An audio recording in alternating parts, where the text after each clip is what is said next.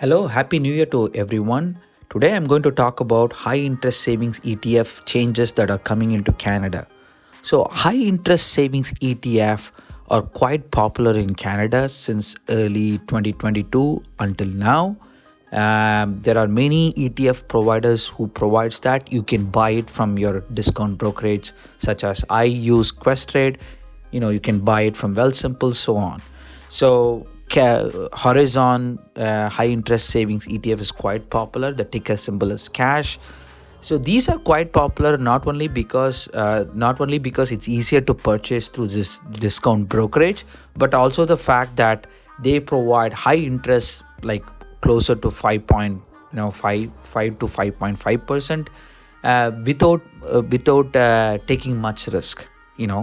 So they are quite popular. Now, how do they actually work? So you need to understand like how they actually work, right? So this is the Federal Reserve policy rate from US, but it's kind of similar in Canada. I will talk about the differences. So Federal Reserve in US started increasing the rates in early 2022, almost until like mid of 2023. Right now in US the policy rate is 5.75. In Canada it's at 5%. So the way this high interest savings ETF works is they are pegged to this Bank of Canada policy rate, so which is at 5% now. So in order to attract investors, they typically give little bit more than the policy rate. So right now you can get anywhere between 5 to 5.5% as the return, right? So that's why they are quite popular. They are quite popular that according to TD Canada Trust, almost $29 billion worth of money is invested into this high interest savings ETF. So these are held in a high interest savings account, which yield typically more high interest rate for these ETF provider, not available to the retail client, right? So for example, in Canada, if I go and open a savings account, you don't get much interest rate. But since they bring so much money, $29 billion, so they demand more interest rate. So they are getting that in more interest rate from the bank, and they give little bit from that to the high interest savings ETF holder.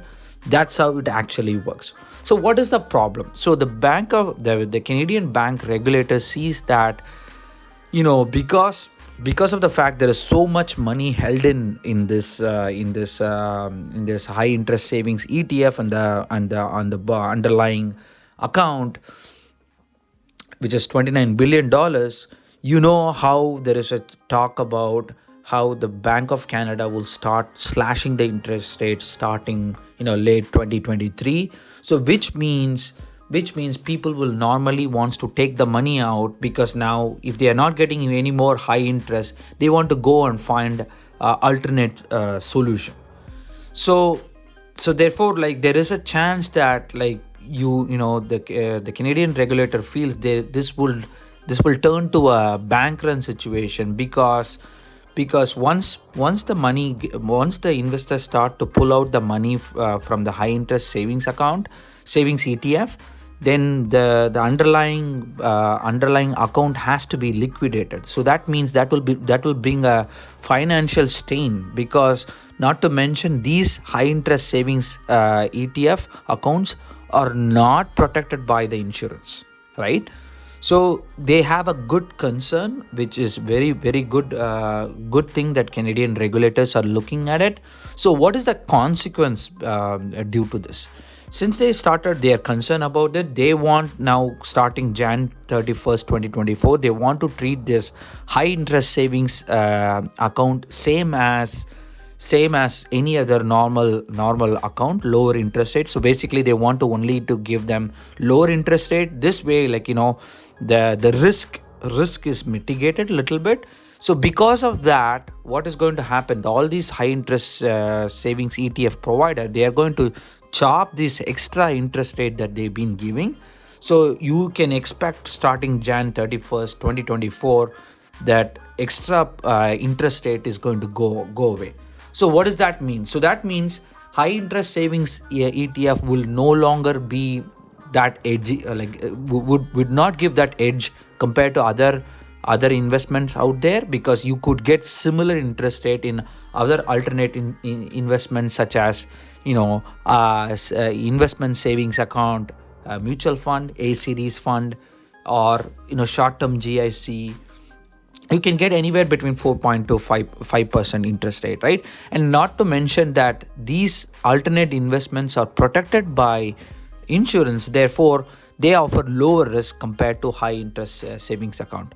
So I hope you like this video. These are the changes that are coming into the high interest savings ETF.